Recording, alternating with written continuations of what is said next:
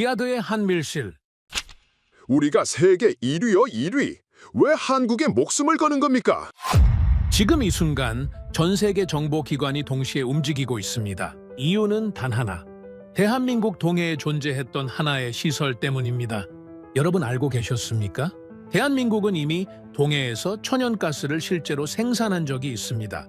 그런데 이미 종료된 가스전에서 인류의 역사를 뒤바꿀 새로운 사실들이 밝혀지고 있는 건데요. 자원을 가진 나라만이 패권을 쥐는 시대에 한국은 국토의 70%가 화강암인 자원의 무덤이라 불리며 비웃음을 샀습니다. 하지만 가스전의 불꽃이 꺼진 순간 그것은 끝이 아닌 거대한 설계의 시작이었습니다.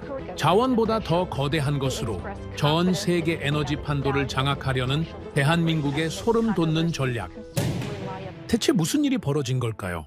그 전에 잠깐 1초 만에 누를 수 있는 좋아요 버튼을 꾹 눌러주시면 영상 제작에 아주 큰 힘이 됩니다. 그럼 바로 시작하겠습니다. 블랙 박사, 당신에게 물어볼 게 있습니다.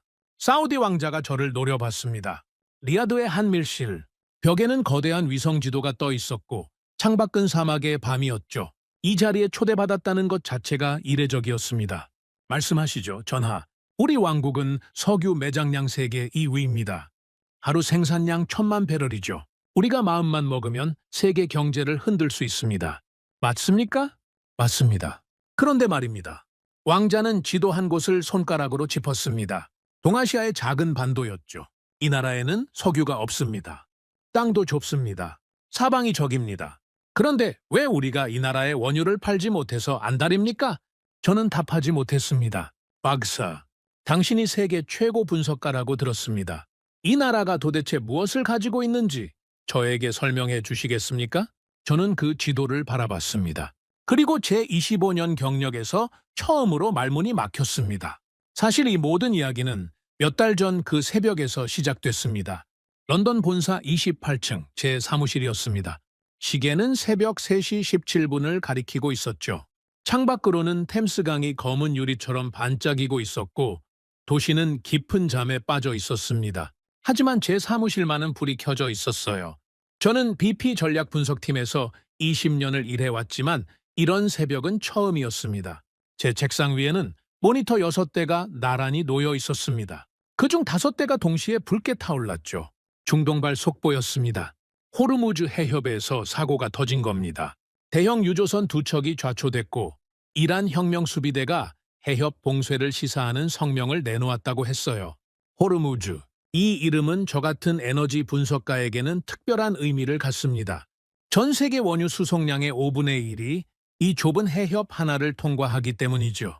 이곳이 막히면 그 순간 세계 경제의 핏줄 하나가 잘리는 거나 다름없습니다. 저는 의자에서 일어나지 않았습니다. 대신 천천히 찻잔을 들어 올렸어요. 제 전화기가 울리기 시작했습니다. 1번, 2번, 3번. 저는 받지 않았습니다. 이런 순간에는 남의 이야기를 듣는 게 가장 쓸모없다는 걸 저는 오랜 경험으로 알고 있었어요. 저는 먼저 제 눈으로 봐야 하는 사람입니다. 숫자가 말해주기 전까지 저는 어떤 결론도 내리지 않습니다. 유가 차트가 수직으로 치솟았습니다. 배럴당 90달러에서 시작한 숫자가 1시간 만에 120달러를 넘어섰죠. 런던 금융가의 트레이더들이 비명을 지르기 시작했을 겁니다. 아시아 시장도 곧 열릴 예정이었고요. 저는 하버드에서 지질학을 공부하고 이 바닥에 들어온 뒤 수많은 위기를 봐왔습니다. 이라크 전쟁 때는 유전 피해 분석을 맡았었죠. 호르무즈 봉쇄 위기 시뮬레이션은 제가 여러 차례 작성한 보고서의 주제였습니다. 아프리카 해상 유전이 붕괴됐을 때는 현장을 직접 밟았고요. 하지만 이번 새벽은 조금 달랐습니다. 뭐가 달랐냐고요? 저도 처음에는 몰랐습니다. 그냥 뭔가가 걸렸어요. 현장을 20년 넘게 본 사람의 직감이라는 게 있습니다. 이건 과학이 아니라 감각의 영역이죠. 그런데 저는 그 감각을 무시하지 않는 사람입니다. 저는 찻잔을 내려놓았습니다. 그리고 새로운 창을 열었어요. 글로벌 탱커 이동 추적 시스템이었습니다. 전 세계 대형 유조선 수천 척의 실시간 위치가 바다 위에 점으로 찍히는 화면이죠. 평소라면 이 점들은 익숙한 경로를 따라 움직입니다. 걸프만에서 나와서 인도양을 거쳐 유럽으로 혹은 아시아로 수십 년간 반복된 그 흐름을요. 그런데 그날 새벽 이 점들이 이상했습니다. 일부는 멈춰 있었어요. 일부는 항로를 벗어나 방향을 틀고 있었고요. 사우디 원유 수송선들이 평소보다 느린 속도로 움직이고 있었고, 카타르 LNG 선박들은 아예 출항을 보류한 상태였습니다. 해상보험료가 폭등하고 있다는 속보가 화면 하단에 흘렀습니다. 전쟁 위험 등급이 4단계나 뛰어올랐다고 했죠. 공급망이 흔들리고 있었습니다. 저는 마우스 휠을 천천히 내렸어요. 그리고 한 지역을 확대했습니다. 인도양에서 북동쪽으로 이어지는 바닷길, 말라카 해협을 지나 동아시아로 향하는 그 길이었습니다. 그런데 이상한 장면이 눈에 들어왔어요. 탱커들이 모이고 있었습니다. 한두 척이 아니었어요. 수십 척이었습니다. 보통 이 시기에 이 지역에는 이 정도 규모의 선박이 모이지 않습니다. 중동에서 전쟁이 시작됐으면 탱커들은 오히려 회피 항로를 찾아 흩어지는 게 정상이니까요. 그런데 이 배들은 흩어지지 않고 있었습니다. 저는 의자를 책상 쪽으로 끌어당겼습니다. 화면을 더 확대했어요. 목적지가 한 지점으로 수렴하고 있었습니다. 그 지점을 저는 눈으로 쫓았습니다. 좁은 반도의 남쪽이었죠. 거대한 항만 시설이 위성 사진 속에서 차갑게 반짝이고 있었습니다. 저장 탱크가 줄지어 늘어서 있었고, 정유 시설의 불빛이 밤바다를 밝히고 있었어요. 그 모습은 마치 세계 어디에서도 본 적 없는 규모의 에너지 허브처럼 보였습니다. 저는 그 지점의 좌표를 확인했습니다. 그리고 몇 초간 움직이지 못했어요. 한국이었습니다. 저는 마우스에서 손을 뗐습니다. 그리고 의자 등받이에 깊숙이 기대앉았죠. 천장을 올려다봤습니다. 창밖으로는 런던의 새벽이 희미하게 밝아오고 있었고, 제 사무실은 여전히 조용했습니다. 하지만 제 머릿속은 조용하지 않았어요. 한국이라니.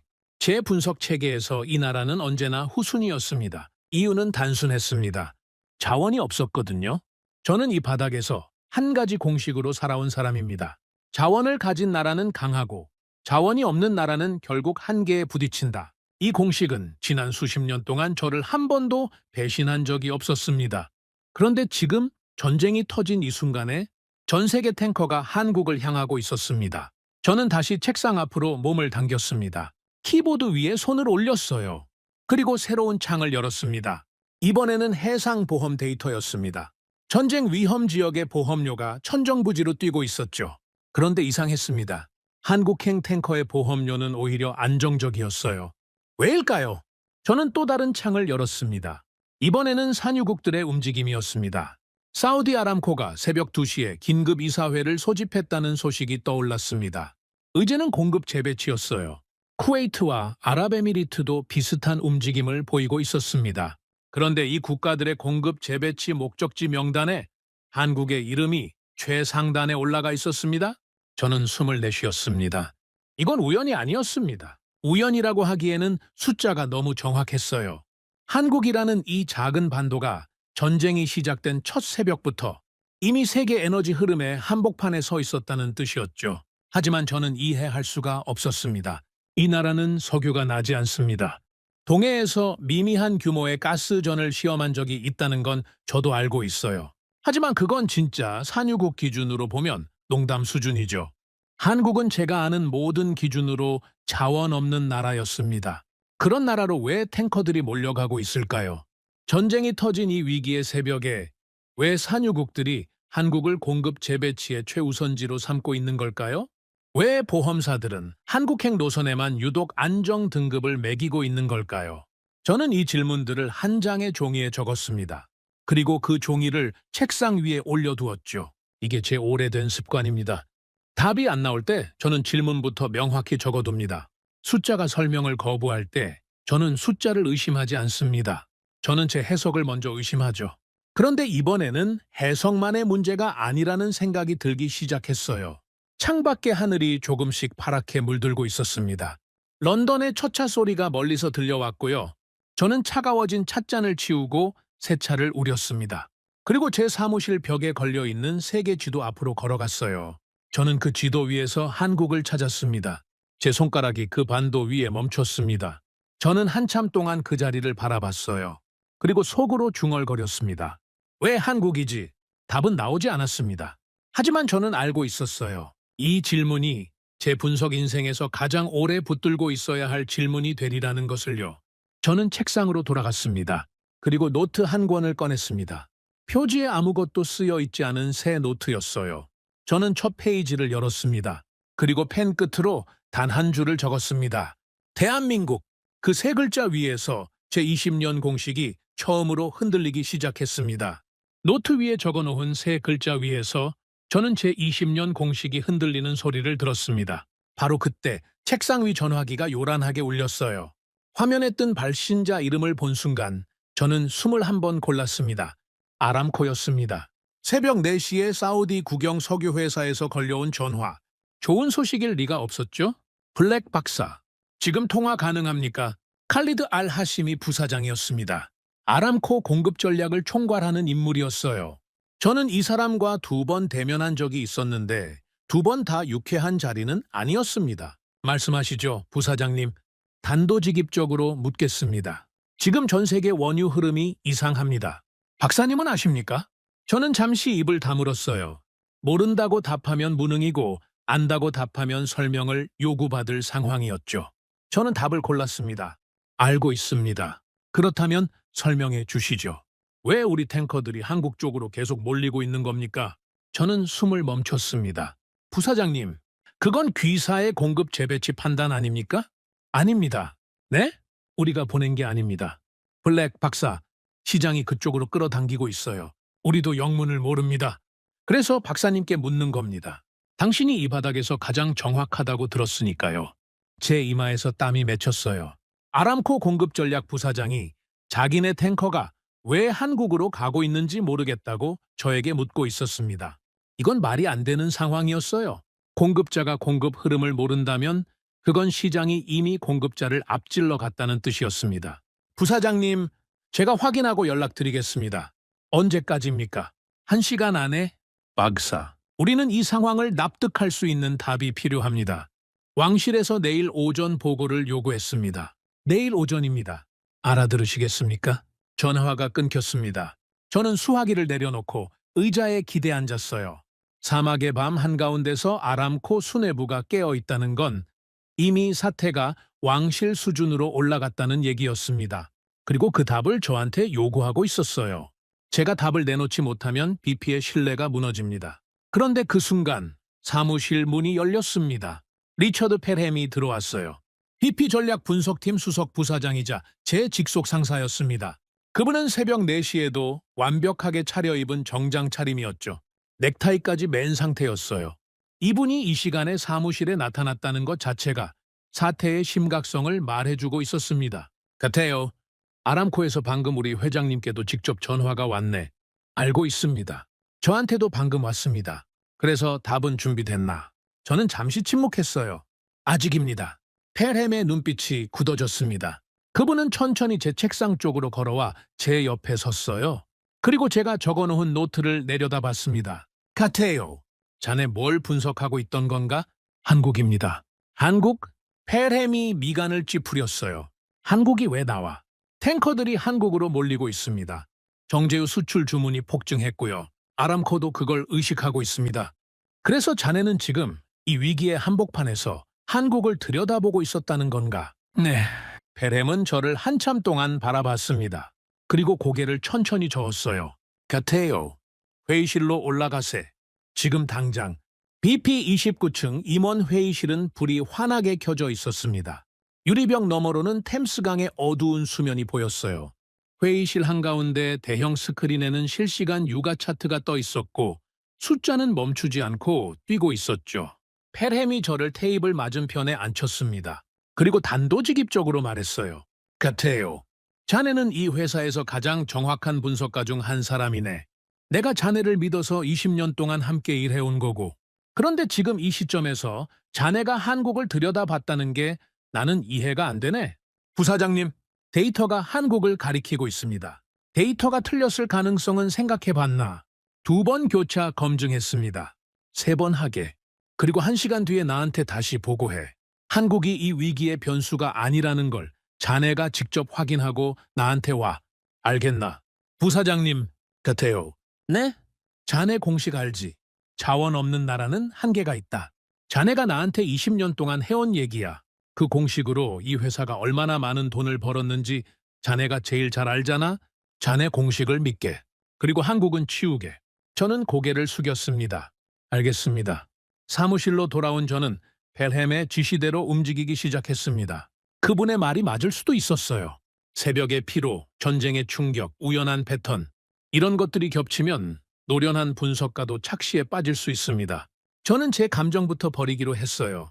그리고 가장 기초적인 질문부터 다시 던졌습니다. 한국에는 석유가 있는가? 국제에너지기구 공식 통계를 열었어요. 한국의 원유 생산량은 사실상 연기였습니다. 지난 10년 동안 단 한 해도 의미 있는 생산량이 잡힌 적이 없었죠. 미국 에너지정보청 자료도 같은 답을 내놓았습니다. 두 기관 독립 데이터가 한 목소리로 말하고 있었어요. 한국에는 석유가 없다. 저는 노트에 한 줄을 적었습니다. 확인 완료였어요. 그렇다면 천연가스는? 저는 동해 가스전 기록을 열었습니다. 2021년에 상업 생산이 종료된 소규모 가스전이었죠. 누적 생산량을 국제 기준으로 환산해봤어요. 한국의 연간 에너지 소비량 기준으로 며칠치에 불과했습니다. 이건 에너지 자립이라고 부를 수 없는 규모였어요. 세계 분석가들이 한 번도 의미 있게 취급해본 적 없는 수치였습니다. 동해 가스전, 존재했으나 의미 없음. 이미 종료, 확인 완료. 그러면 마지막 질문이 남았습니다. 한국의 지질 구조 자체가 석유를 품을 수 있는 환경인가? 여기서부터는 제 전공이었어요.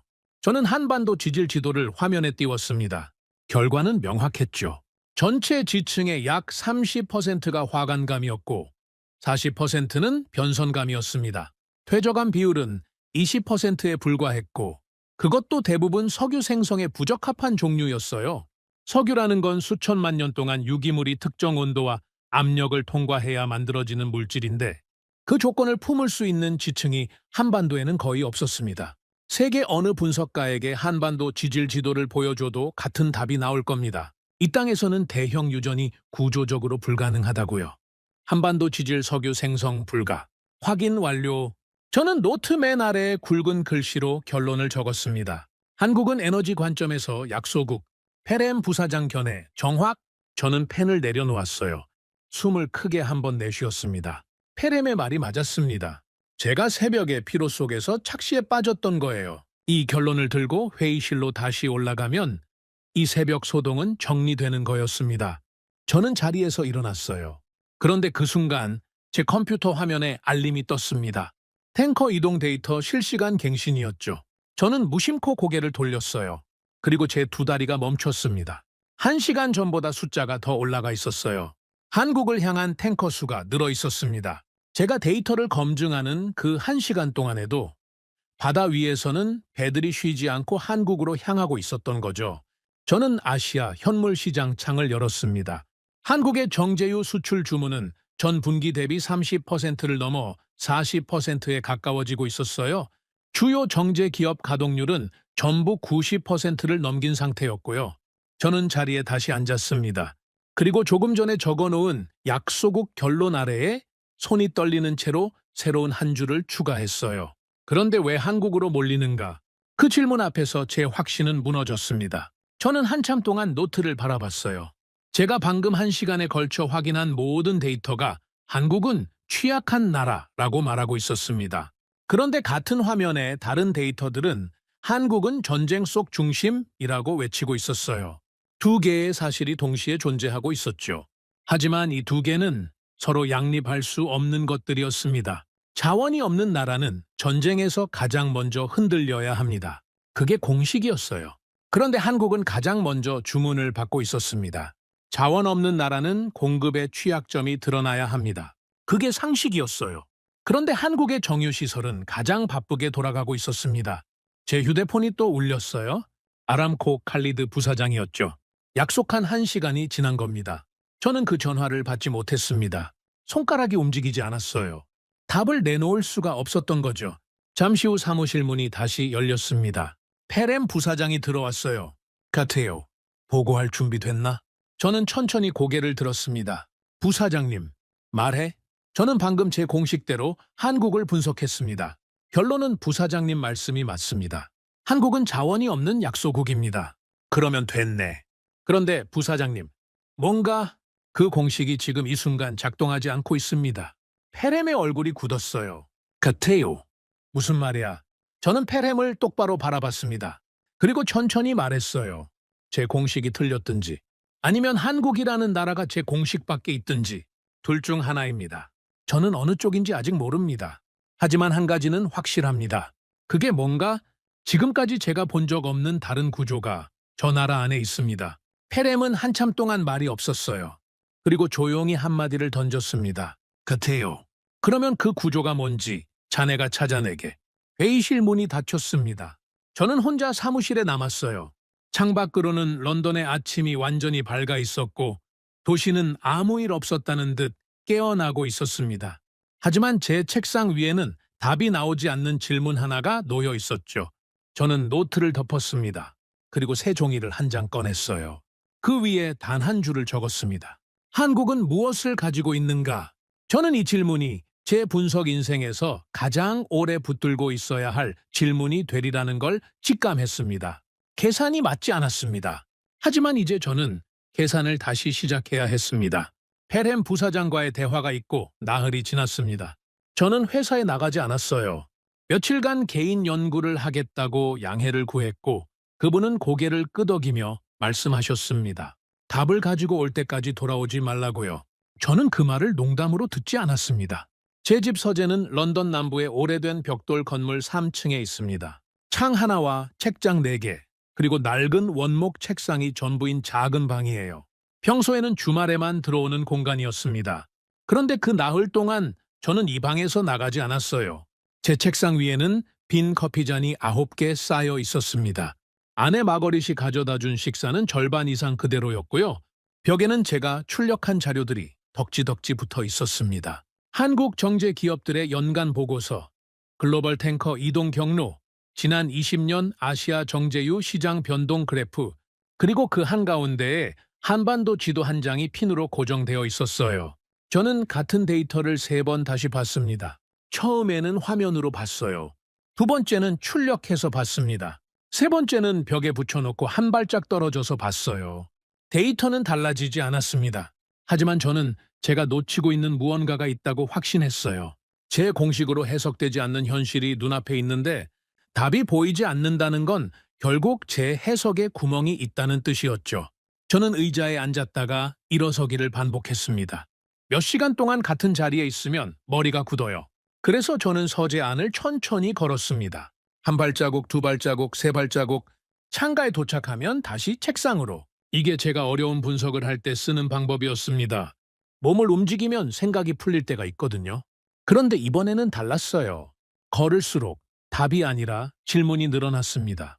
사흘째 밤이었던가요? 저는 창밖을 내다봤어요. 런던의 새벽 3시였습니다. 가로등 불빛 아래로 이슬비가 내리고 있었고 거리에는 아무도 없었죠. 저는 유리창에 손을 댔습니다. 차가웠어요. 그 차가움이 제 손끝을 타고 올라와 머릿속으로 들어오는 것 같았습니다. 저는 그날 처음으로 인정했어요. 제가 막혔다는 걸요.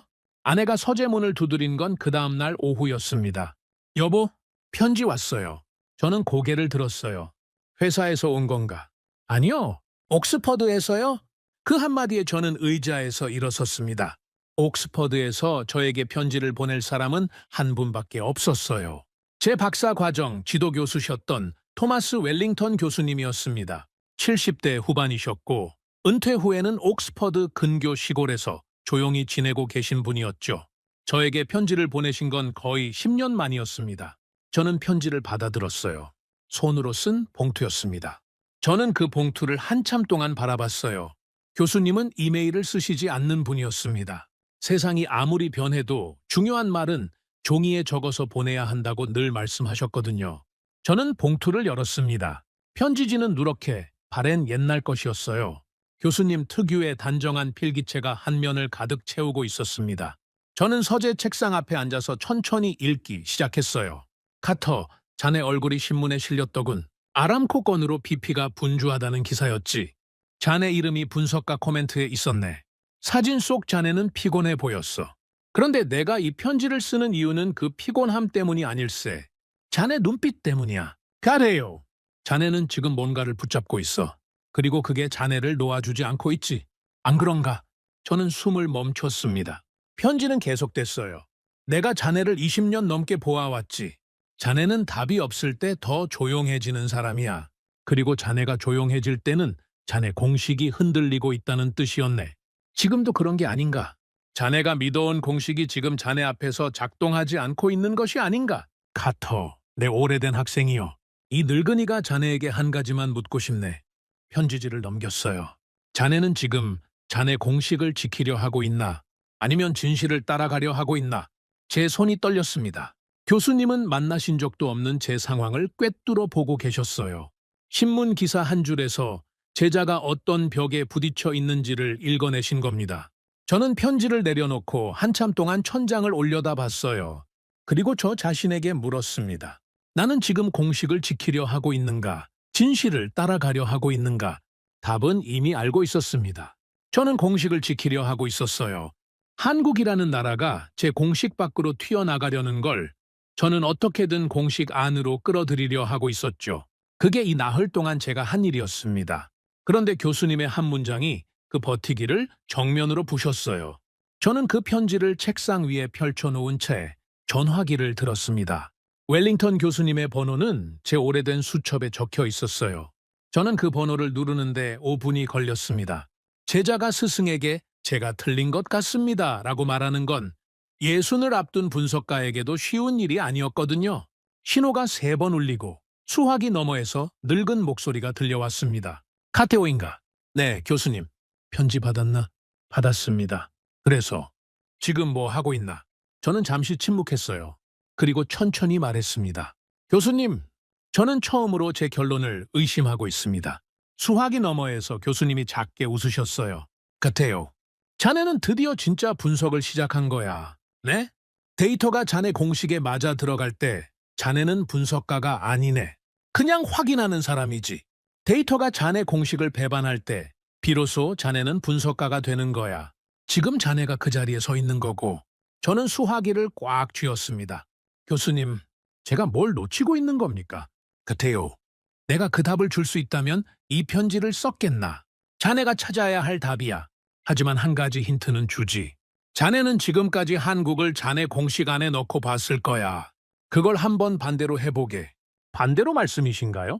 공식 안에 한국을 넣지 말고 한국을 빼고 세계를 봐. 그때 보이는 게 진짜 답일세.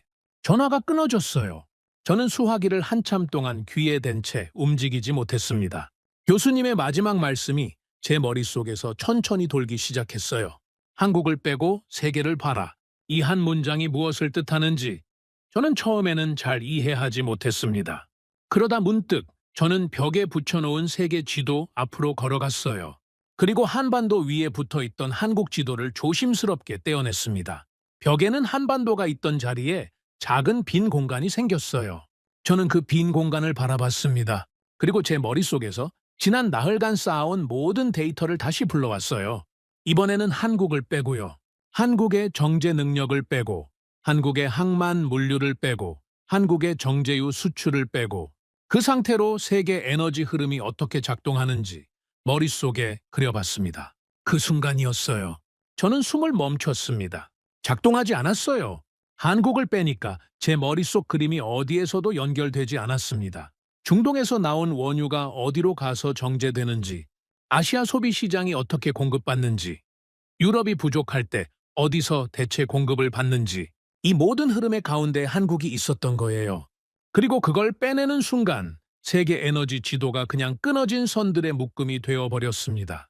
저는 벽 앞에서 비틀거리며 한 발짝 물러섰어요. 제 다리에 힘이 풀렸습니다. 지난 20년 동안 제가 봐온 세계 에너지 지도 위에는 산유국들이 중심에 있었어요. 사우디, 러시아, 미국, 이란. 이들이 공급의 원점이었고 나머지 나라들은 그 원점에서 뻗어나가는 선 위에 놓여 있었습니다. 한국은 그 선 위의 한 지점이었죠. 중요한 소비국 정도로요. 그런데 그게 아니었던 겁니다. 한국은 선 위의 한 점이 아니라 선들이 모이고 다시 흩어지는 결절점이었어요. 원유가 한국으로 들어와서 정제되고 정제된 기름이 다시 전 세계로 흩어지는 구조. 그게 수십 년에 걸쳐 만들어져 있었던 거예요. 저는 이 구조를 한국이 그 안에 있을 때는 보지 못했습니다. 너무 자연스럽게 작동하고 있었으니까요. 그런데 한국을 빼는 순간 그 구조가 모조리 멈춘다는 게 보였어요. 저는 다시 지도 쪽으로 다가갔습니다. 그리고 떼어냈던 한반도 지도를 천천히 제자리에 붙였어요. 그 작은 종이 조각이 벽에 다시 고정되는 순간 제 머릿속에서 멈췄던 선들이 다시 움직이기 시작했습니다. 원유가 흐르고 탱커가 움직이고 정제유가 퍼져나갔죠. 그리고 그 모든 흐름의 정중앙에 한반도가 앉아 있었어요. 그 순간 제가 지난 나흘 동안 붙들고 있던 질문의 방향이 완전히 바뀌었습니다. 저는 지금까지 이렇게 물었어요. 왜 한국으로 물량이 몰리는가? 그런데 이제 질문이 이렇게 바뀌었습니다. 한국 없이는 왜 이 시장이 돌아가지 않는가? 두 질문은 비슷해 보이지만 완전히 다른 겁니다. 첫 번째 질문에서 한국은 예외적인 수혜자였어요. 운이 좋은 나라. 이번 전쟁에서 우연히 주목받게 된 나라. 그 정도였죠. 그런데 두 번째 질문에서 한국은 완전히 다른 존재가 됩니다. 한국은 예외가 아니라 전제였어요. 세계 에너지 시장이 지난 수십 년 동안 암묵적으로 한국을 중심에 두고 작동하고 있었던 거죠. 제가 그걸 보지 못했을 뿐이었습니다. 저는 책상으로 돌아와 앉았어요. 그리고 노트를 펼쳤습니다. 지난 나흘 동안 저는 이 노트에 질문만 적어왔어요. 답은 한 줄도 없었죠. 그런데 지금은 달랐습니다. 저는 첫 페이지에 대한민국 세 글자 아래에 처음으로 답처럼 보이는 문장을 적었어요. 한국이 중심이었다. 펜을 내려놓고 저는 그 문장을 한참 동안 바라봤습니다. 제 공식이 틀린 게 아니었어요. 제 공식이 보고 있던 지도 자체가 잘못 그려져 있었던 겁니다. 산유국이 중심이라고 믿으면서 봐왔던 그 지도는 사실 이미 오래전에 다시 그려져 있었어요. 단지 저 같은 분석가들이 옛날 지도를 들고 세상을 보고 있었을 뿐이었죠. 저는 자리에서 일어났습니다. 서재 창문을 열었어요. 차가운 런던 공기가 얼굴로 쏟아져 들어왔습니다. 저는 한참 동안 그 바람을 맞았어요. 그리고 저 자신에게 조용히 물었습니다. 그렇다면 이제 남은 질문은 하나뿐이었어요. 이 나라는 어떻게 이런 위치에 올라서게 된 것인가? 나흘 동안 저를 짓눌렀던 무게가 그 순간 방향을 바꾸기 시작했습니다. 저는 더 이상 한국을 공식 안에 넣으려고 애쓰지 않았어요. 대신 한국을 공식 밖에서 바라보기 시작했습니다. 그리고 그 자리에서 저는 완전히 새로운 한 걸음을 내딛고 있었어요. 창밖 어딘가에서 새벽 비둘기가 울었습니다. 저는 창문을 닫고 다시 책상 앞에 앉았어요. 그리고 노트를 덮었습니다. 이번에는 새 노트를 한 권 꺼냈어요. 표지가 검은 새 공책이었습니다. 저는 그 첫 페이지를 열었어요. 그리고 가운데에 한 줄을 적었습니다. 한국은 어떻게 중심이 되었는가? 그 질문 위에서 저는 비로소 진짜 분석가가 된 기분이 들었어요. 새 노트 첫 페이지에 적어놓은 한 줄을 저는 한참 동안 내려다봤습니다. 한국은 어떻게 중심이 되었는가? 이 질문 앞에서 저는 제 전공으로 돌아가기로 했어요. 저는 원래 지질학자입니다. 정확히는 석유 생성 구조와 퇴적층을 연구해온 사람이에요. 하버드에서 제 박사 논문 주제는 근원암의 형성 조건과 지질 연대별 석유 생성 확률이었습니다. 이 바닥에서는 지루하기로 유명한 주제였죠. 하지만 저에게는 이 지루한 주제가 평생의 무기였어요. 답을 찾으려면 기본으로 돌아가야 한다는 게 제 원칙이었습니다. 저는 의자에 똑바로 앉았어요. 그리고 노트 두 번째 페이지를 펼쳤습니다. 거기에 저는 한 글자씩 천천히 적어 나갔어요. 석유라는 물질이 어떻게 만들어지는지 그 조건들을요.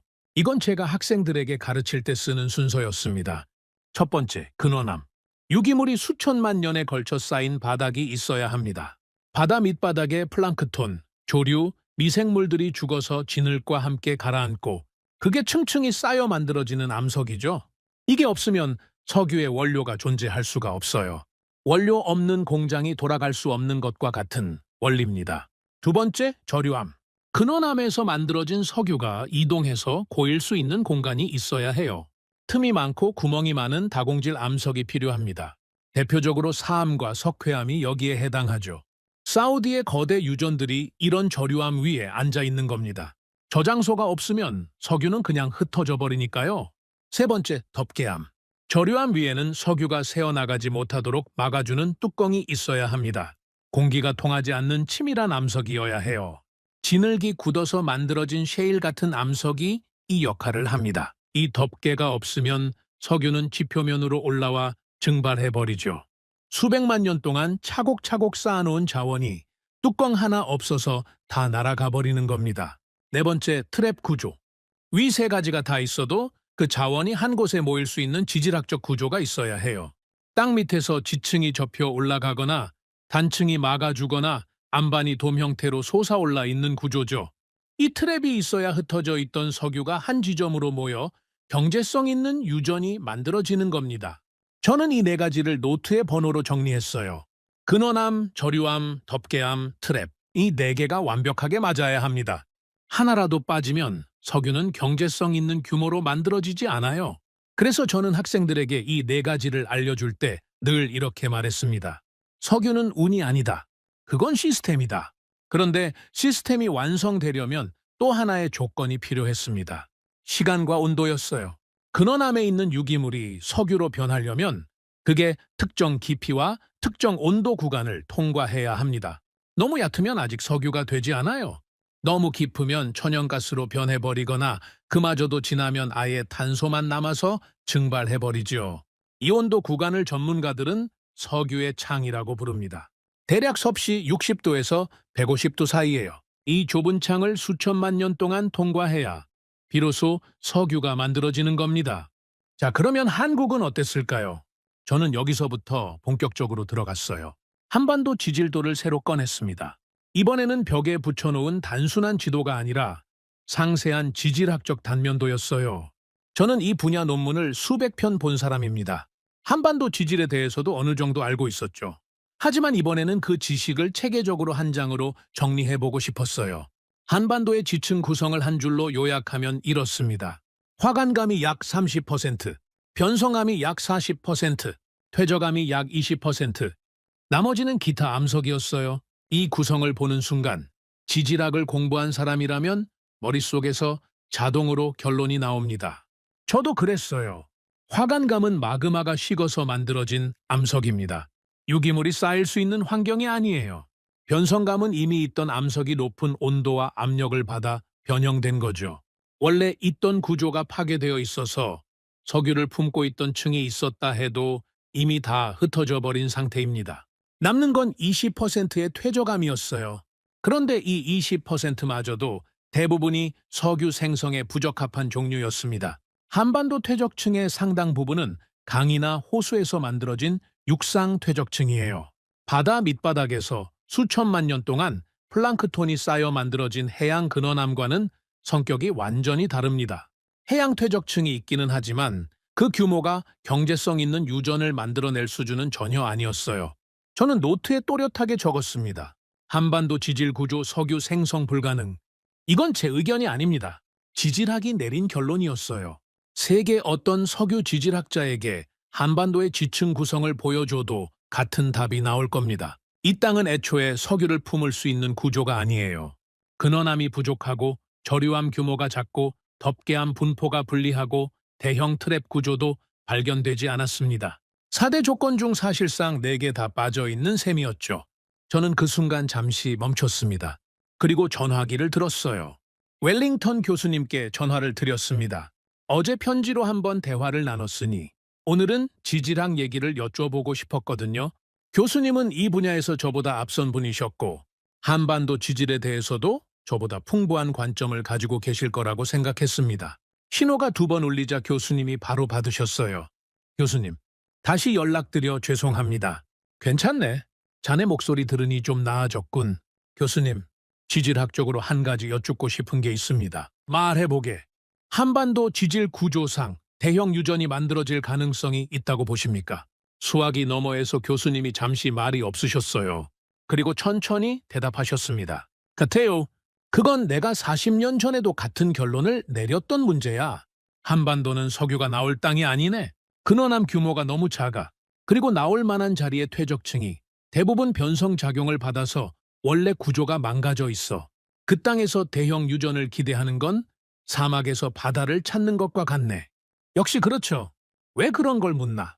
교수님, 저는 지금 그 나라가 어떻게 전 세계 석유 흐름의 중심에 서게 되었는지를 조사하고 있습니다.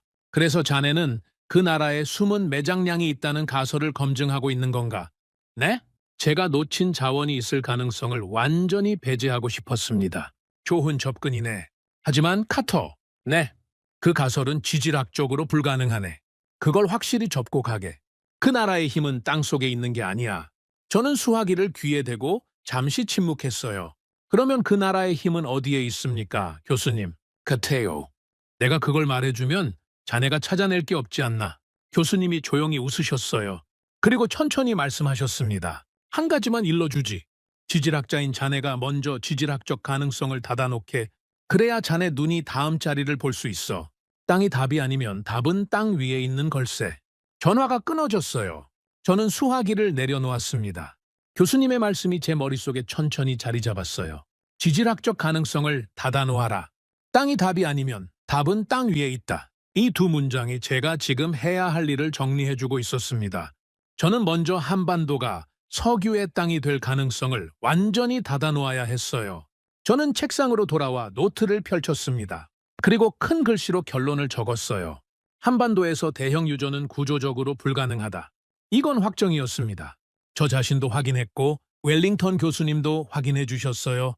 세계의 어떤 지질학자가 와서 봐도 같은 답이 나올 겁니다. 그러니 이 문제는 여기서 닫아둬도 되는 거였죠. 저는 펜을 내려놓았어요. 의자에 기대 앉아 창밖을 바라봤습니다. 런던의 오후 햇살이 서재 창문을 비스듬히 비추고 있었어요. 저는 그 햇살 속에서 한참 동안 앉아 있었습니다. 그리고 마음 한구석에서 이상한 감정이 올라오는 걸 느꼈어요. 뭔가 석연치 않았어요. 지질학적으로 답이 나왔는데 저는 왜 시원해지지 않았을까요? 보통 답이 나오면 안도감이 따라와야 합니다. 그런데 지금은 반대였어요. 답이 나올수록 제 마음속에 불편함이 커지고 있었습니다. 그 불편함의 정체를 저는 알고 있었어요. 지질학은 한국이 자원 부국이 될 수 없다는 답만 알려줍니다. 그런데 그게 전부는 아니잖아요. 제가 풀어야 할 진짜 질문은 이게 아니었어요. 저는 한국이 왜 석유 흐름의 중심에 있는지를 물어야 했죠. 지질학은 그 질문에 답하지 않습니다. 지질학은 왜 안 되는가를 말하지만 그럼에도 불구하고 어떻게 되었는가는 말하지 못해요. 그러니까 제 진짜 질문은 지질학 바깥에 있었던 겁니다. 저는 자리에서 일어섰어요. 서재 안을 천천히 걸었습니다. 몇 발자국 걷다가 다시 멈췄어요. 그리고 벽에 붙여놓은 한반도 지도를 다시 바라봤습니다. 이 지도 위에 석유가 없다는 건 이제 완전히 확정이었어요. 그런데 그 아래 정유시설의 불빛이 밤바다를 밝히고 있는 이미지가 제 머릿속에서 지워지지 않았습니다. 이 두 개가 어떻게 한 나라 안에 공존하고 있는 걸까요? 땅 속에 석유가 없는 나라. 그런데 땅 위에 세계 최상급 정유 단지를 가지고 있는 나라. 이건 자연스럽게 생긴 현상이 아니었어요. 자연스럽다면 이런 조합은 세계 어디에서든 나타났어야 합니다. 그런데 이런 조합을 가진 나라는 제가 본 기억으로는 한국밖에 없었어요. 싱가포르가 비슷한 구조를 가지고 있기는 하지만 규모와 깊이가 한국과는 비교가 안 됩니다. 저는 노트의 3페이지를 펼쳤어요. 그리고 가운데 한 줄을 적었습니다. 지질학은 끝났다. 이제 지질학 바깥으로 나가야 한다. 저는 그 한 줄을 한참 동안 바라봤어요. 제 분석 인생은 언제나 지질학 안에서 답을 찾는 일이었습니다. 땅속에 뭐가 있는지, 그것이 어떻게 흘러나오는지, 그게 세계 시장에서 어떻게 움직이는지, 이 흐름 위에서 저는 20년을 살았어요. 그런데 한국이라는 나라는 그 흐름을 거꾸로 세우고 있었습니다. 땅속 자원 없이도 세계 시장의 중심에 설 수 있다는 제 세계관에 없던 가능성을 현실로 보여주고 있었던 거죠. 저는 의자에 다시 앉았어요. 그리고 제 앞에 놓인 2가지 사실을 정리해봤습니다. 첫째, 한국은 지질학적으로 석유가 불가능한 땅이다. 둘째, 그 땅 위에 세계 최상급 정유 구조가 서 있다. 이 2개가 성립한다는 건 자연이 만든 게 아니라는 뜻이에요. 누군가가 이 나라를 자원의 관점에서 포기했거나 아니면 자원이 없는 상태에서 다른 길을 선택했다는 얘기였습니다. 자연이 주지 않은 것을 사람이 만들었다는 의미였죠. 저는 그 생각 앞에서 한동안 움직이지 못했어요. 제가 지난 20년 동안 봐온 모든 강대국은 자연이 준 자원 위에 국가를 얹은 나라들이었습니다. 사우디, 러시아, 베네수엘라, 노르웨이 전부 그랬어요. 자원이 먼저 있었고 그 위에 산업이 얹혔죠. 그런데 한국은 그 순서가 뒤집혀 있었습니다. 자원이 없는데 산업이 먼저 세워져 있었어요. 이게 가능한 일이었을까요? 창밖 너머로 저녁 하늘이 서서히 물들고 있었습니다. 저는 서재 안을 한 번 더 천천히 걸었어요. 그리고 벽 앞에 멈춰 섰습니다. 한반도 지도 옆으로 저는 새로운 한 장의 종이를 핀으로 고정했어요. 그 종이에는 오늘 제가 내린 결론이 단 한 줄로 적혀 있었습니다. 한국은 땅이 아니라 사람으로 만들어진 나라다. 이 문장을 적어놓고 저는 한 발 물러섰습니다. 지도 위에 한반도와 그 옆에 붙은 이 한 줄이 나란히 걸려있는 장면이 제 눈에 들어왔어요. 이 두 개의 조합이 바로 제 다음 질문의 시작점이었습니다. 이 사람들이 도대체 무엇을 했기에 자연이 포기한 땅 위에 세계가 주목하는 산업을 세워 올린 것인지, 그 이야기는 지질학이 아닌 다른 언어로 쓰여 있을 것이었어요. 저는 책상으로 돌아가 앉았습니다. 그리고 새 노트에 다음 날 할 일을 한 줄 적었어요. 한국 정유 산업의 시작 지점으로 돌아가 본다. 펜을 내려놓는 순간 저는 알았습니다. 이제부터는 지질학자가 아니라 역사가의 눈으로 이 나라를 봐야 한다는 것을요. 그리고 그 여정이 제가 지금까지 걸어온 어떤 분석보다 낯설고 깊을 것이라는 예감이 들었습니다. 창밖으로는 런던의 첫 별이 떠오르고 있었어요. 저는 다음 날 아침 런던 서부의 작은 도서관으로 향했어요. BP 본사로 돌아가지 않은 건 의도적이었습니다. 회사 건물 안에서는 제 머리가 자꾸 옛 공식으로 돌아가려고 했거든요. 그래서 저는 조용한 곳을 찾았어요. 지질학이 아닌 다른 언어로 한국을 읽어보려면 분석가의 책상이 아니라 역사가의 자리에 앉아야 했습니다. 도서관 2층 구석 자리에 저는 가방을 내려놓았어요. 제가 꺼낸 자료는 지난 20년간 나온 한국 에너지 산업 관련 보고서들이었습니다. 평소 같으면 관심도 두지 않았을 문서들이었죠. 저는 늘 실시간 데이터만 봐왔으니까요. 하지만 오늘은 달랐습니다.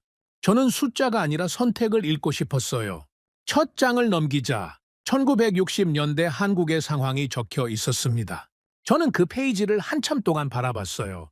그 당시 한국은 전쟁 직후였습니다. 모든 게 부서져 있었죠. 산업이라고 부를 수 있는 것이 거의 없었고, 외화도 없었고, 기술도 없었어요. 에너지의 관점에서 보면 이 나라는 완전히 맨 땅이었습니다. 원유를 살 돈도 없었고, 원유를 쓸 공장도 없었어요.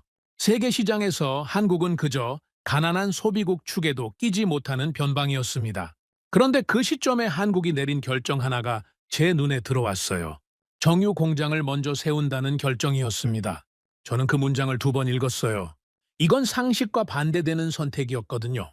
보통 가난한 나라가 경제를 일으킬 때는 싼 완제품을 수입해서 국민이 쓰게 하는 게 먼저입니다. 그게 가장 저렴하고 빠른 길이니까요. 그런데 한국은 수입의 길 대신 원유를 사다가 직접 가공하는 길을 먼저 택했어요. 훨씬 비싸고 훨씬 위험하고 훨씬 어려운 길이었습니다. 외화도 빌려야 하고 기술도 들여와야 하고 공장도 지어야 했으니까요. 저는 왜 이런 선택을 했는지가 궁금해졌어요. 자료를 계속 넘겼습니다. 그러다가 한 줄을 발견했어요. 1964년 한국이 울산의 첫 대규모 정유시설을 완공했다는 기록이었습니다. 하루 정제 능력이 35,000 배럴이었다고 적혀 있었어요. 지금 기준으로 보면 작은 규모지만 그 시절 한국 경제 규모로는 국가 전체를 건 투자였습니다. 그리고 그 결정의 이유가 제가 읽은 문장 속에 이렇게 남아 있었어요. 원유를 수입해서 완제품을 들여오는 것보다 원유를 수입해서 직접 만드는 것이 장기적으로 더 많은 부가가치를 남긴다는 판단이었다. 저는 펜을 들었습니다. 그리고 노트에 적었어요. 한국은 땅을 파지 않았다. 대신 계산을 시작했다. 한국이 택한 방향은 간단한 듯 보이지만 실은 아주 정교한 판단이었어요. 원유 한 배럴을 사서 그대로 쓰면 그 배럴값만큼의 경제 효과가 납니다.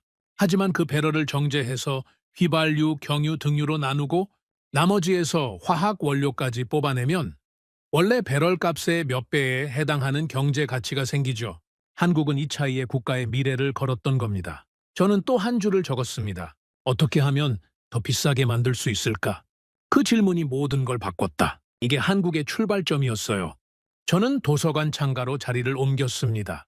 거기서 한참 동안 바깥을 바라봤어요.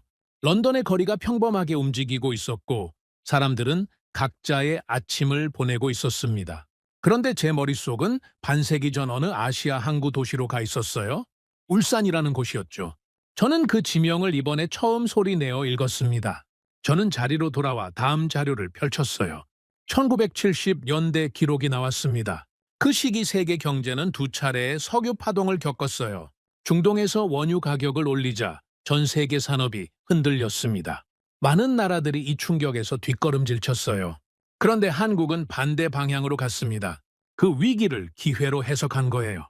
한국은 정유시설을 더 크게 짓기 시작했어요. 그리고 그 옆에 새로운 공장을 붙였습니다. 석유화학 공장이었어요. 제 눈이 커졌습니다. 이건 단순한 확장이 아니었거든요.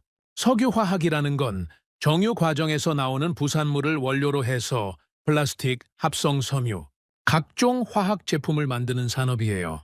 정유와 석유화학이 한 지역에 붙어 있으면 정유 공장의 부산물이 그대로 옆 공장의 원료가 됩니다. 이게 뭘 뜻하는지 산업 분석가라면 바로 알아요. 부가가치가 한 단계 더 올라간다는 거죠.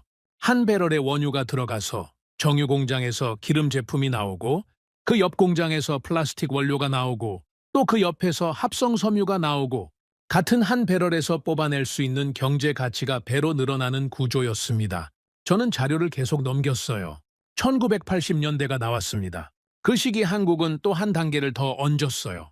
석유화학에서 나오는 기초 원료를 다시 가공해서 더 정밀한 중간재를 만드는 산업이었죠. 합성수지, 특수 플라스틱, 합성 고무 같은 제품들이었습니다. 이게 쌓이면서 한국의 산업 구조가 층층이 두꺼워지고 있었어요. 저는 연필로 노트에 그림을 그렸습니다. 맨 아래에 원유라고 적었어요. 그 위에 정유라고 적었습니다. 그 위에 석유화학이라고 적었어요. 그 위에 중간재 산업이라고 적었습니다. 네 개의 층이 탑처럼 쌓여 있는 그림이 나왔어요. 그리고 각 층 사이에는 화살표가 있었습니다. 원유가 정유로 들어가고 정유에서 나온 부산물이 석유화학으로 들어가고 석유화학에서 나온 원료가 중간재 산업으로 들어가는 흐름이었어요. 이 그림을 저는 한참 동안 바라봤습니다. 그리고 속으로 중얼거렸어요. 이건 단순한 정제가 아니었다. 한국이 한 일은 원유를 가공해서 되파는 수준이 아니었던 겁니다. 한국은 원유라는 한 가지 원료를 바닥에 깔고 그 위에 여러 층의 산업을 쌓아 올리고 있었어요. 탑을 세우는 방식으로요. 그리고 그 탑의 각 층은 서로가 서로에게 원료를 공급하는 구조였습니다. 한 층에서 나온 부산물이 다음 층의 밥이 되는 거예요. 저는 노트에 한 줄을 추가했어요. 이건 생산이 아니라 설계다. 펜을 내려놓고 저는 그 한 줄을 내려다봤습니다. 설계라는 단어가 제 입에서 처음으로 나온 순간이었어요. 자연이 만든 현상이 아니라는 뜻입니다. 누군가가 의도적으로 오랜 시간에 걸쳐 층층이 쌓아 올린 구조라는 얘기였죠. 한국은 자원이 없는 나라였어요. 그래서 자원이 있는 것처럼 보이는 구조를 스스로 만들어낸 겁니다. 자연에서 받지 못한 것을 설계로 채워 넣은 거예요. 저는 그 생각 앞에서 한동안 움직이지 못했습니다. 그때 제 뒤에서 목소리가 들려왔어요. 블랙 박사 아닙니까? 저는 고개를 들었습니다.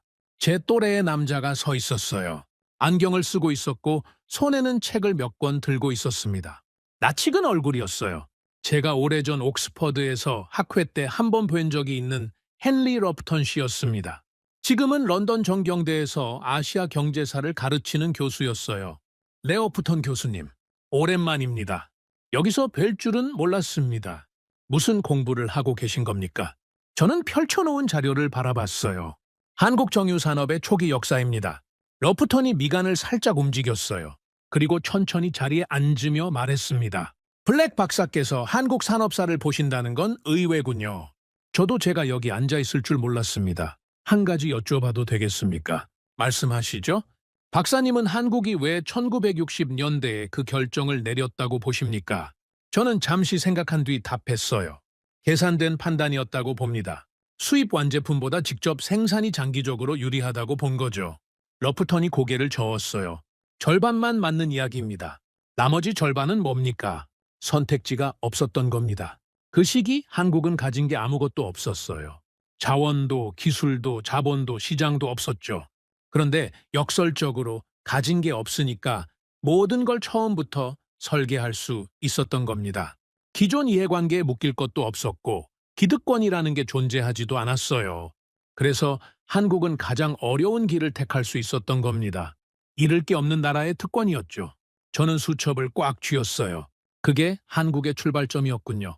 맞습니다. 자원이 없어서 포기한 게 아니라 자원이 없어서 구조를 바꾼 겁니다. 그게 한국 산업사의 첫 페이지에 적혀 있는 문장이에요. 러프턴이 자리에서 일어났어요. 블랙 박사, 좋은 연구하시길. 그는 책을 들고 떠났습니다. 저는 혼자 남았어요. 러프턴이 남기고 간 한 문장이 제 머릿속에 남아 있었습니다. 자원이 없어서 포기한 게 아니라 자원이 없어서 구조를 바꿨다. 저는 이 문장을 노트에 그대로 옮겨 적었어요. 그리고 그 아래에 한 줄을 추가했습니다. 그게 한국이 택한 다른 길이었다. 저는 자료를 다시 펼쳤어요. 이번에는 숫자가 보이기 시작했습니다. 한국의 정유 능력은 1964년에 하루 3만 5천 배럴이었어요. 10년 뒤인 1974년에는 하루 45만 배럴이 되어 있었습니다. 또 10년 뒤에는 하루 100만 배럴을 넘어섰고요. 지금은 하루 350만 배럴이었죠. 출발점에서 오늘까지 100배에 가까운 성장이 있었던 겁니다. 이건 단순한 성장이 아니었어요. 의식적으로 설계된 곡선이었습니다. 그리고 그 곡선 위에서 한국은 정제유 수출국이라는 새로운 정체성을 만들어냈어요. 원유를 사다가 정제해서 되파는 구조였죠. 겉으로 보면 같은 기름을 옮기는 것 같지만 그 사이에 한국이라는 나라가 부가가치를 넣는 구조였습니다. 한국이 기름을 통과시킬 때마다 값이 올라가는 거예요. 저는 노트에 한 줄을 더 적었어요.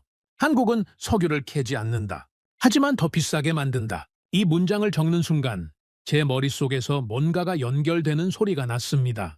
저는 의자 등받이에 기대 앉았어요. 도서관 창밖으로 오후의 햇살이 비스듬히 들어오고 있었습니다. 저는 한참 동안 그 햇살 속에서 앉아 있었어요. 그리고 처음으로 지난 며칠 동안 저를 짓누르던 질문의 무게가 조금 가벼워지는 걸 느꼈습니다. 답이 전부 나온 건 아니었어요. 하지만 방향은 잡혔습니다. 한국은 자연이 주지 않은 것을 오랜 시간에 걸쳐 사람의 손으로 쌓아 올린 나라였어요. 그 쌓음의 방식이 바로 제가 지금 막 이해하기 시작한 구조였습니다. 원유 한 배럴을 여러 층으로 나눠서 각 층에서 부가가치를 쥐어짜는 방식이었어요. 저는 노트를 덮었습니다. 그리고 책상 위에 두 손을 모으고 눈을 감았어요. 제 머릿속에서 그림 하나가 서서히 완성되고 있었습니다. 한반도 위에 층층이 쌓여 올라간 산업의 탑이었어요. 하지만 아직 이 그림은 완성이 아니었죠. 저는 이 탑이 어디까지 올라가 있는지, 그리고 그 꼭대기에 무엇이 있는지를 아직 몰랐습니다. 다음 날, 저는 다시 이 도서관에 와야 할 것 같았어요. 그리고 그때는 지금까지 본 것보다 더 놀라운 것을 보게 될 예감이 들었습니다. 창밖으로는 런던의 노을이 도시의 지붕들을 물들이고 있었어요. 저는 가방을 들고 도서관 계단을 천천히 내려왔습니다. 제 발걸음은 며칠 전보다 조금 가벼웠어요. 답을 찾아서가 아니었습니다. 제가 드디어 맞는 방향으로 걷기 시작했다는 그 한 가지 확신 때문이었죠. 다음 날 아침, 저는 도서관 문이 열리기 전부터 계단 앞에 서 있었습니다. 전날 밤 잠이 오지 않았어요. 제 머릿속에서 한반도 위에 쌓인 산업의 탑이 자꾸 높아지고 있었거든요. 정유, 석유화학, 중간재, 여기까지가 제가 어제 확인한 지점이었습니다. 그런데 저는 이 탑이 거기서 멈추지 않았을 거라는 확신이 있었어요. 한국이 이 흐름을 이 정도로 설계했다면 그 위에 뭔가가 더 올라가 있을 거라는 직감이었죠. 저는 어제 앉았던 2층 구석 자리로 곧장 갔습니다.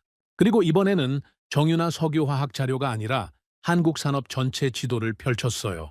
지난 40년 동안 한국이 어떤 산업을 어떤 순서로 키워왔는지 시간 순으로 정리한 자료였습니다.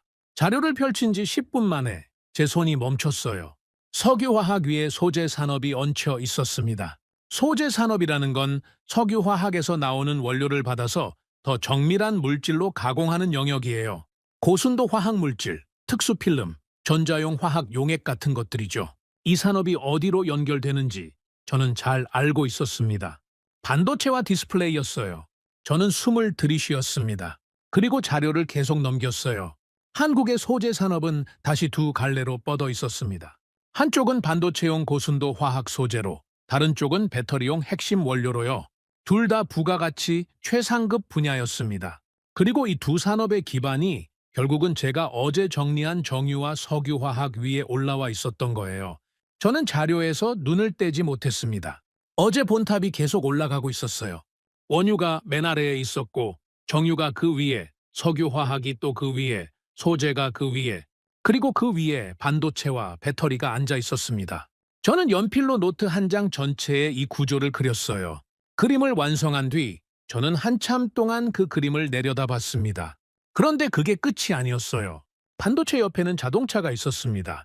한국은 반도체를 만들면서 동시에 자동차 산업도 키워왔고, 이 자동차가 한국산 반도체와 한국산 소재를 소비하는 구조를 만들어냈어요. 그러니까 한국 안에서 원유 한 방울이 들어가면 그게 정유를 거쳐 화학이 되고, 화학이 소재가 되고, 소재가 반도체가 되고, 반도체가 자동차 안으로 들어가서 한 대의 완성품으로 바뀌어 세계로 수출되고 있었던 겁니다. 저는 자료를 덮었어요. 그리고 도서관 창가로 걸어갔습니다. 제 이마에 식은땀이 맺히고 있었어요. 이 구조가 지금 제 눈앞에서 한꺼번에 정리되고 있었거든요. 한국은 그냥 정유 국가도 제조업 국가도 아니었습니다. 한국은 원유 한 배럴을 5번, 6번 변환시키면서 매 단계마다 부가가치를 쥐어짜는 구조를 만들어둔 나라였어요. 그리고 그 변환의 각 단계가 전부 세계 최상위 수준이었습니다. 저는 창밖을 바라보면서 속으로 중얼거렸어요. 처음에는 단순한 정유 산업이라고 생각했다. 하지만 아니었다. 저는 자리로 돌아와 가방을 챙겼습니다. 이 이야기는 도서관에서 마무리할 수 있는 게 아니었어요. 저는 집으로 돌아가야 했습니다.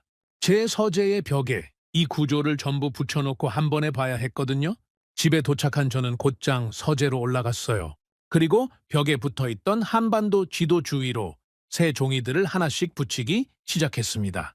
정유, 석유화학, 소재, 반도체, 자동차 5개의 종이를 한반도 위에 피라미드처럼 쌓았어요.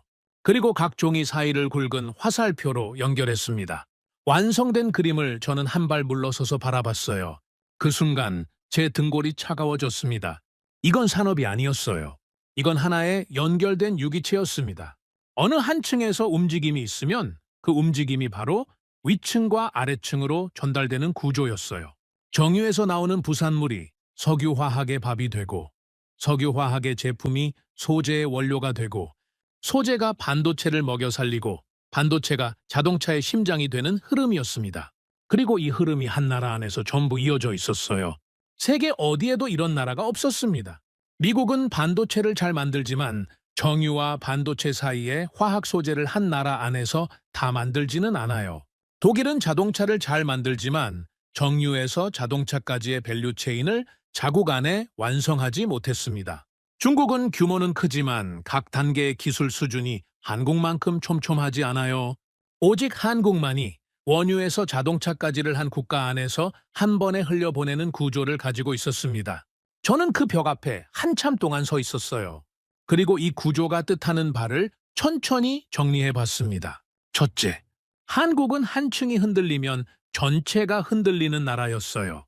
정유가 멈추면 화학이 멈추고, 화학이 멈추면 소재가 멈추고, 소재가 멈추면 반도체가 멈추는 구조니까요.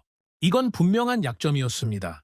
하지만 동시에 둘째, 한국이 가동되고 있는 동안에는 이 모든 층이 서로를 밀어 올리는 구조였어요.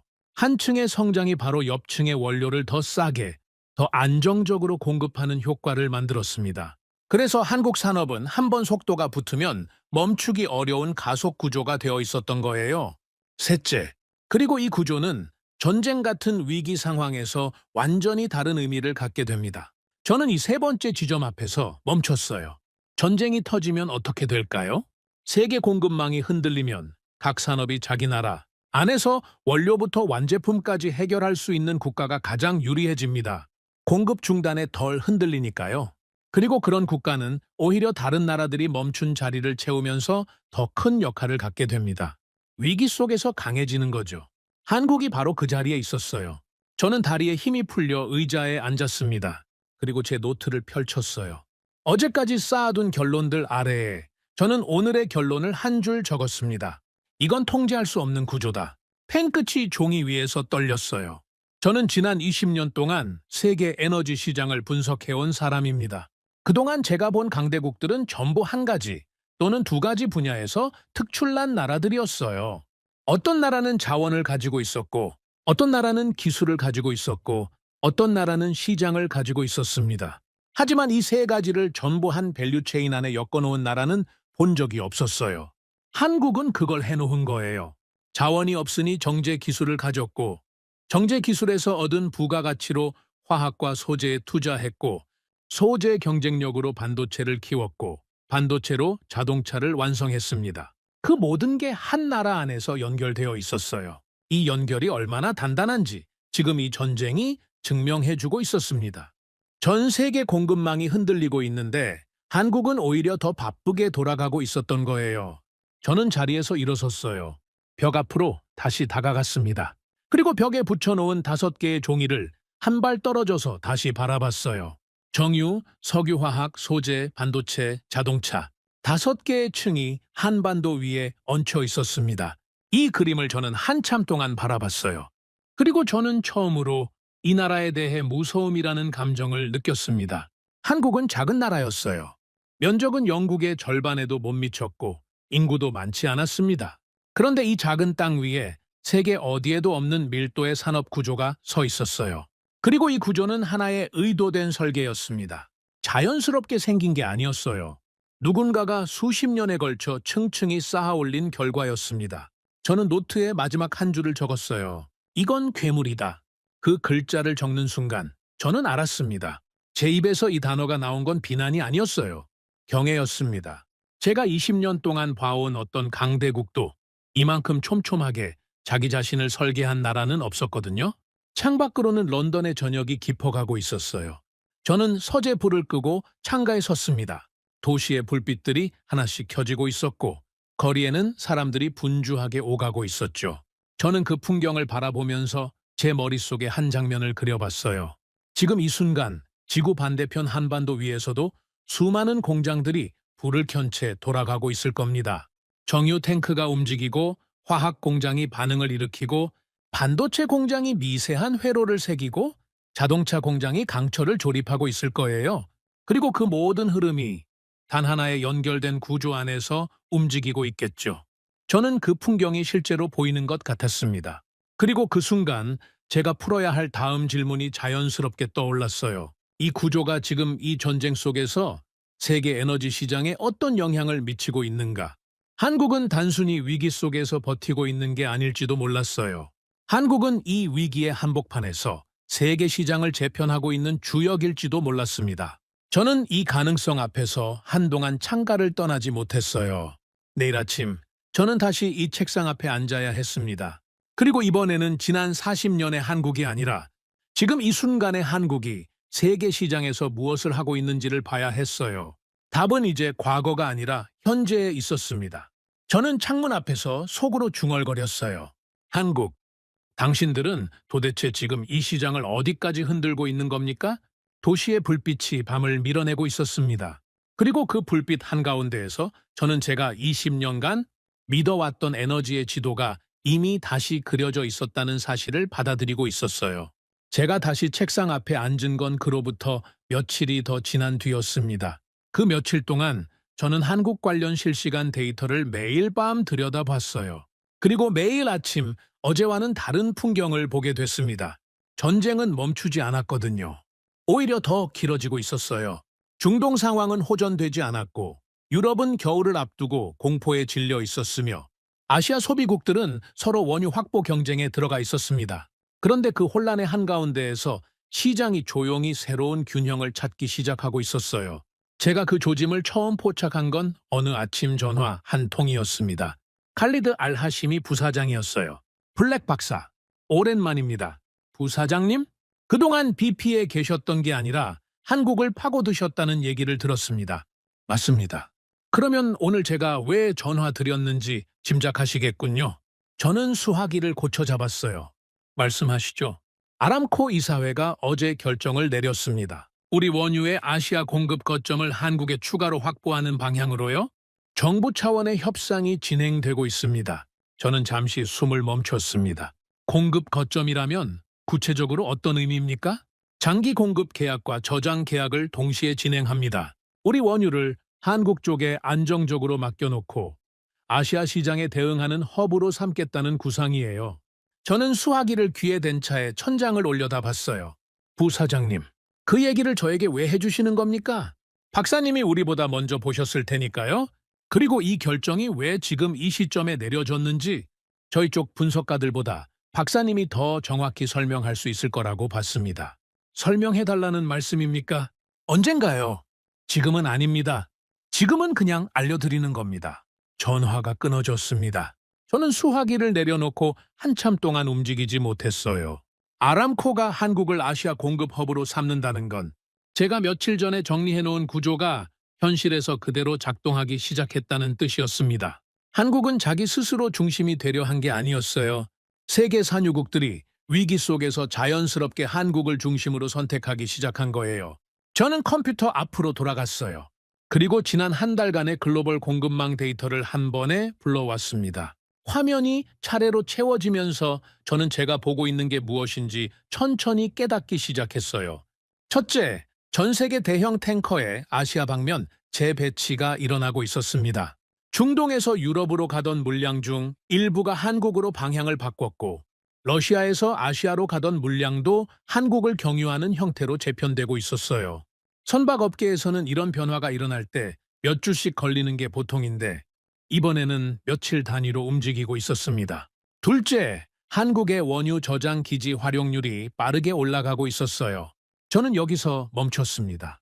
한국의 저장 시설은 제가 어렴풋이 알고 있었지만 정확한 규모를 제대로 들여다본 적은 없었어요. 저는 그 데이터를 열었습니다. 한국은 정부 비축과 민간 비축을 합쳐 세계에서 손꼽히는 규모의 원유 저장 능력을 가지고 있었어요. 평시에는 그 저장고들이 단순한 비상 대비 시설로 보였을 겁니다. 그런데 전쟁이 터지니까 그 시설들이 전혀 다른 의미를 갖게 되었던 거예요. 저장은 평시에는 빈 탱크지만 위기 때는 황금으로 바뀝니다. 공급이 흔들릴 때 저장된 물량을 가진 나라가 시장을 지배하거든요. 그리고 한국의 저장 시설은 자국 소비를 위해서만 설계된 게 아니었어요. 규모가 그보다 훨씬 컸습니다.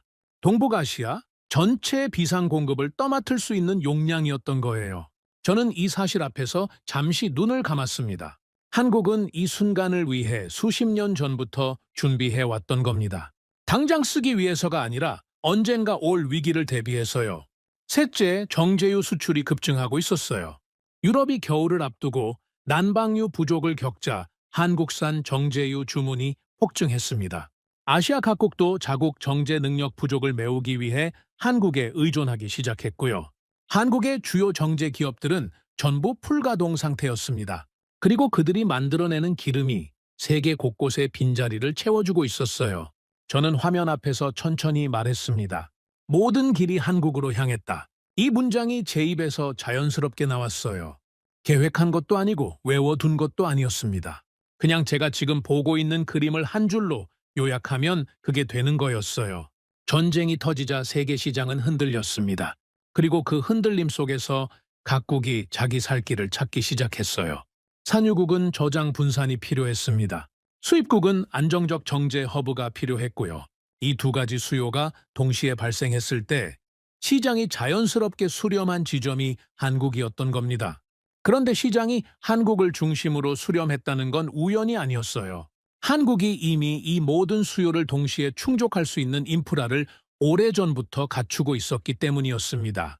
대형 저장시설, 세계 최상급 정제 능력, 그리고 주변국 전부를 커버할 수 있는 공급 방영, 이 세 개가 한 곳에 모여 있는 나라가 한국밖에 없었어요. 저는 책상에서 일어나 서재 벽으로 걸어갔습니다. 지난 며칠 동안 제가 벽에 붙여둔 한반도 지도와 산업 피라미드 앞에 섰어요. 그리고 그 옆에 새로운 종이 한 장을 더 붙였습니다. 그 종이에는 단 한 줄이 적혀 있었어요. 한국은 주변이 아니라 중심이었다. 저는 이 문장 앞에서 한동안 서 있었습니다. 제가 지난 20년 동안 그려온 세계 에너지 지도는 산유국을 중심으로 한 지도였어요. 사우디, 러시아, 미국, 이란, 이 나라들이 지도의 중심에 있었고 나머지 나라들은 그 중심으로부터 뻗어나가는 선 위의 점들이었습니다. 한국은 그 선 위의 한 점이었어요. 동아시아의 중요한 소비국 정도요. 그런데 그 지도 자체가 이제 뒤집혀 있었습니다. 산유국들이 한국을 중심에 두고 움직이고 있었어요. 자기네 원유를 한국에 맡기기 위해 협상 테이블에 앉고 있었고 자기네 아시아 전략을 한국을 기준으로 다시 짜고 있었습니다. 한국은 더 이상 선 위의 한 점이 아니었어요. 선들이 모이는 결절점이었습니다. 그리고 그 결절점을 지나야만 기름이 어디든 흘러갈 수 있는 구조가 되어 있었던 거예요. 저는 서재 창가로 걸어갔습니다. 런던의 오후가 조용히 흘러가고 있었어요. 거리에는 사람들이 각자의 하루를 보내고 있었고 도시는 겉으로 평온해 보였습니다. 하지만 그 평온 뒤에서는 지금 이 순간에도 수많은 탱커들이 인도양을 지나 동아시아로 향하고 있었어요. 그리고 그 탱커들의 최종 목적지가 이제는 분명히 한국이었습니다. 저는 창문에 이마를 댔어요. 그리고 인정했습니다. 이건 우연이 아니었어요. 한국이 만들어온 반세기 동안의 설계가 지금 이 전쟁 한복판에서 정확히 맞아 들어가고 있었던 겁니다. 자원이 없어서 구조를 바꾼 나라, 산업의 탑을 층층이 쌓아올린 나라, 저장 시설을 수십 년에 걸쳐 준비해둔 나라, 그 모든 선택이 지금 이 순간을 위해 미리 준비되어 있었던 것처럼 맞물리고 있었어요. 저는 숨을 한 번 크게 내쉬었습니다. 그리고 속으로 말했어요. 한국은 지금 이 위기를 버티고 있는 게 아닙니다. 한국은 이 위기 속에서 세계 시장을 다시 짜고 있는 겁니다. 그 생각 앞에서 저는 한동안 움직이지 못했어요. 제가 지난 20년 동안 세워온 분석가로서의 자존심이 있었습니다. 제 공식에 따라 세계를 읽어왔고 그 공식이 맞아떨어질 때마다 저는 우쭐한 마음이 있었어요. 하지만 지금 이 순간 제 공식은 한국 앞에서 완전히 무너져 있었습니다. 그리고 그 붕괴 앞에서 저는 오히려 묘한 경외감을 느끼고 있었어요. 저는 서재로 돌아와 책상에 앉았습니다. 그리고 노트를 펼쳤어요. 지난 며칠 동안 제가 적어온 모든 문장들이 한 페이지 안에 모여 있었습니다. 한국은 땅이 아니라 사람으로 만들어진 나라다. 이건 설계다. 이건 괴물이다. 한국이 중심이었다. 모든 길이 한국으로 향했다. 이 문장들을 저는 처음부터 끝까지 천천히 읽어내려갔어요. 그리고 맨 아래에 오늘의 한 줄을 덧붙였습니다. 한국은 주변이 아니었다. 한 번도 주변이 아니었다. 펜을 내려놓으면서 저는 제 손이 떨리고 있다는 걸 느꼈어요. 분석가에게 손이 떨린다는 건 드문 일입니다. 저는 오래전부터 제 감정을 다스려온 사람이었거든요. 그런데 오늘은 그 다스림이 소용이 없었습니다. 창밖으로는 런던의 해가 저물고 있었어요. 저는 서재에 불을 켰습니다. 그리고 책상 앞에 앉은 채 다음에 제가 해야 할 일을 조용히 정리해봤어요. 이제 남은 것은 한 가지였습니다. 지난 모든 발견을 한데 모아서 제가 이 나라에 대해 진짜로 알게 된 것이 무엇인지를 정면으로 마주하는 일이었어요. 그 마주함이 저에게 무엇을 요구할지 저는 이미 알고 있었습니다. 저는 노트의 다음 페이지를 펼쳤어요. 그리고 그 첫 줄에 저에게 가장 어려운 한 문장을 적었습니다. 나는 틀렸다. 그 네 글자를 적는데 제 20년이 필요했습니다. 제 노트 위에 적어놓은 네 글자를 저는 오래도록 바라봤습니다. 나는 틀렸다. 이 네 글자를 적는데 평생이 걸렸어요. 그리고 이 네 글자를 인정하고 나자 이상하게도 제 안에서 뭔가가 가벼워지는 게 느껴졌습니다. 오래 끌어안고 있던 공식 하나를 내려놓은 자리에 새로운 풍경이 들어오고 있었거든요. 저는 자리에서 일어났어요. 서재 벽으로 걸어가 거기 붙여둔 종이들을 하나씩 떼어냈습니다. 한반도 지도, 산업 피라미드, 결절점 그림, 그리고 제가 적어둔 문장들, 이 모든 걸 저는 책상 위에 차곡차곡 모아놓았어요. 그리고 그 위에 한 장의 새 종이를 얹었습니다. 거기에 저는 한국이 걸어온 길을 한 페이지로 정리해봤어요. 자원이 없었다. 그래서 선택할 수밖에 없었다. 그 선택이 모든 걸 바꿨다. 세 줄이었습니다. 이 세 줄 안에 지난 반세기 한국의 모든 것이 들어있었어요. 자원이 없다는 한계를 받아들이는 순간 이 나라는 포기할 수도 있었습니다. 그런데 그 대신 구조를 바꾸는 길을 택했어요. 원유를 사다가 가공하고 그 위에 화학을 얹고 그 위에 소재를 얹고 그 위에 반도체를 얹고 그 위에 자동차를 얹었습니다. 그리고 그 모든 층이 한 국가 안에서 서로를 먹여 살리는 유기체가 되었어요. 이건 우연이 아니었습니다. 이건 설계였어요. 그리고 이 설계는 지금 이 전쟁 한복판에서 세계가 한국에 의지하게 만드는 구조로 작동하고 있었습니다. 산유국들이 공급 거점을 한국으로 옮기고 소비국들이 정제유 확보를 위해 한국으로 줄을 서고 저장시설들이 한국을 거점으로 재편되고 있었죠. 한국은 위기를 버티는 나라가 아니라 위기 속에서 더 강해지는 나라였어요. 저는 창가로 걸어갔습니다. 그리고 저 자신에게 한 가지 질문을 던졌어요. 나는 에너지 시장을 25년 동안 분석해왔다. 그동안 내가 믿어온 것은 무엇인가? 답은 명확했습니다. 저는 자원이 강함을 결정한다고 믿어왔어요. 석유가 많은 나라가 강하다. 가스가 많은 나라가 유리하다. 이 공식 하나로 저는 세계를 읽어왔습니다. 그 공식이 한 번도 저를 배신하지 않았기 때문에 저는 이걸 의심해 본 적이 없었어요. 그런데 한국이 그 믿음을 깼습니다. 이 나라에는 석유가 없었어요. 가스도 없었고요. 땅속에서 나올 수 있는 건 아무것도 없었습니다. 그런데 이 나라는 강했어요. 그것도 산유국을 움직일 만큼 강했습니다. 그러니까 자원이 강함의 조건이라는 제 공식은 적어도 한국 앞에서는 작동하지 않는 거였어요. 저는 한 가지 사실을 받아들여야 했습니다. 강함을 결정하는 건 자원이 아니라는 것을요. 그럼 뭘까요? 저는 지난 며칠 동안 봐온 한국의 모든 선택을 떠올렸어요. 자원이 없는 상황에서 정유를 먼저 세운 선택, 석유 파동 속에서 화학을 덧붙인 선택, 기술을 쌓아 반도체로 올라간 선택, 위기를 대비해 저장을 준비해둔 선택. 이 모든 선택에는 공통점이 있었습니다. 지금 당장의 편안함이 아니라 먼 미래를 내다본 계산이었어요. 자원이 아니라 방식이 나라를 만드는 거였습니다. 저는 노트에 이 한 줄을 천천히 적었어요. 펜을 내려놓고 창밖을 봤습니다. 런던의 새벽이 밝아오고 있었어요. 도시가 깨어나는 소리가 먼 거리에서 들려왔습니다. 저는 그 풍경을 바라보면서 몇 달 전 리야드 밀실에서 사우디 왕자가 저에게 던진 질문을 다시 떠올렸어요.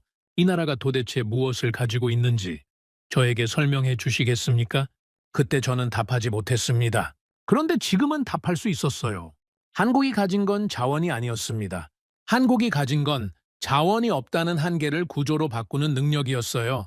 한계 앞에서 포기하지 않고 그 한계를 설계의 출발점으로 삼은 사고방식이었습니다. 그리고 그 사고방식을 수십 년에 걸쳐 산업의 탑으로 쌓아 올린 긴 호흡의 인내력이었어요. 그게 한국이 가진 진짜 자원이었습니다. 저는 책상으로 돌아와 노트를 펼쳤어요. 그리고 마지막 페이지에 제가 이 여정의 결론으로 남길 문장을 적기 시작했습니다. 저는 25년 동안 에너지 시장을 분석해왔습니다. 석유가 많은 나라가 강하다고 믿어왔어요. 그 믿음은 단 한 번도 틀린 적이 없었습니다. 하지만 한국은 달랐어요.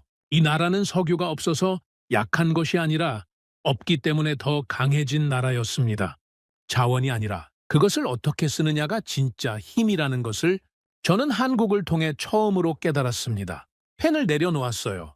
저는 한참 동안 이 문장을 바라봤습니다. 제 25년이 이 7줄 안에 들어와 있었어요. 그리고 그 7줄이 제 앞에 새로운 세계를 열어주고 있었습니다. 자원을 중심으로 본 세상이 아니라 선택을 중심으로 본 세상이었어요. 사람이 만드는 구조가 진짜 힘이라는 걸 인정한 세상이었죠. 저는 서재 창문을 열었습니다. 런던의 새벽 바람이 얼굴로 쏟아져 들어왔어요. 저는 그 바람 속에서 속으로 조용히 말했습니다. 한국은 내가 아는 공식을 깨버린 나라였다. 그리고 그 공식이 깨진 자리에 저는 새로운 공식 하나를 세워두려고 합니다. 자원은 주어지는 것이지만 방식은 만들어지는 것이라는 공식이었어요. 자연이 주지 않은 것을 사람이 설계로 채워 넣을 수 있다는 공식이었습니다. 저는 창문을 닫고 노트를 덮었어요. 제 여정은 여기서 끝났습니다. 하지만 한국이라는 나라의 여정은 아직 한참 남아 있을 거예요. 이 나라는 앞으로도 자원이 없을 것입니다. 사방에 강대국이 있을 거고요. 땅은 좁을 겁니다. 하지만 그 모든 한계를 이 나라는 또 한 번 새로운 설계로 바꿔낼 겁니다. 수십 년 전 그들이 해왔던 것처럼요. 저는 그 미래를 의심하지 않습니다. 제가 이 나라를 통해 배운 게 있다면 그건 한 가지였어요. 진짜 강한 나라는 자원을 가진 나라가 아니라 한계 앞에서 새로운 길을 그려낼 줄 아는 나라라는 것을요. 저는 서재에 불을 껐습니다. 창밖으로는 런던의 해가 완전히 떠오르고 있었어요. 도시가 새 아침을 맞이하고 있었습니다. 그리고 그 아침 속에서 저는 평생 처음으로 동쪽을 향해 서 있었어요. 저 멀리 바다 건너 한반도가 있는 쪽이었습니다. 그 자리에 제가 이제야 제대로 이해한 한 나라가 있었습니다. 그 나라의 이름은 대한민국이었습니다. 오늘의 사연은 여기까지입니다. 구독과 좋아요는 영상 제작에 아주 큰 힘이 됩니다. 지금까지 감동테라스 저는 소희였습니다. 오늘도 우리 구독자님들의 가정에 따뜻한 행복이 가득하시길 진심으로 바라겠습니다. 긴 영상 끝까지 시청해주셔서 정말 감사합니다. 내일 더 좋은 이야기로 찾아뵙겠습니다. 감사합니다.